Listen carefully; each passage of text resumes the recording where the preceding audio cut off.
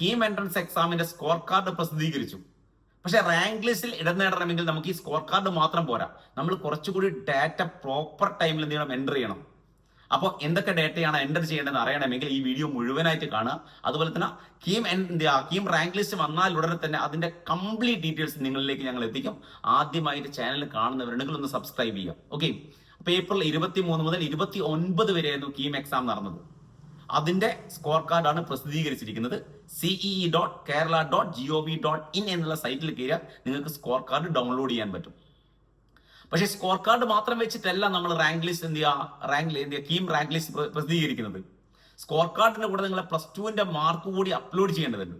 രണ്ടും കൂടി ആഡ് ചെയ്തിട്ടാണ് റാങ്ക് ലിസ്റ്റ് വരിക. ഓക്കെ, നിങ്ങളെ മാർക്ക് അപ്ലോഡ് ചെയ്യുന്ന ടൈം മെയ് 21 ശേഷമാണ്. വെബ്സൈറ്റിൽ മെയ് 21 ശേഷം പ്രോപ്പർ ടൈമിൽ തന്നെ മാർക്ക് ലിസ്റ്റ് അപ്ലോഡ് ചെയ്യാം.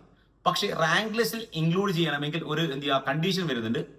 10 മാർക്കിൽ കുറവുള്ളവരെ റാങ്ക് ലിസ്റ്റിന് പരിഗണിക്കുന്നില്ല.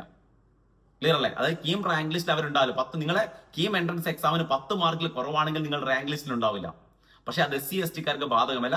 SC/ST മിനിമം ഒരു ക്വസ്റ്റ്യൻ എങ്കിലും അറ്റൻഡ് ചെയ്തവരെ എന്ത് ചെയ്യും, റാങ്ക് ലിസ്റ്റിൽ പരിഗണിക്കും. അപ്പോൾ +2 മാർക്കും നിങ്ങളെ കീം എൻട്രൻസിന്റെ മാർക്ക് കൂടി കൺസിഡർ ചെയ്ത് അവർ റാങ്ക് ലിസ്റ്റ് പ്രിപ്പയർ ചെയ്യും. റാങ്ക് ലിസ്റ്റ് വന്ന ഉടനെ തന്നെ കറക്റ്റ് ടൈമിൽ പ്രോപ്പർ ടൈമിൽ ഞങ്ങൾ അറിയിക്കും. നിങ്ങൾ എന്ത് ചെയ്യുക, ചാനൽ ആരെങ്കിലും സബ്സ്ക്രൈബ് ചെയ്യാത്തവരുണ്ടെങ്കിൽ സബ്സ്ക്രൈബ് ചെയ്തോളൂ.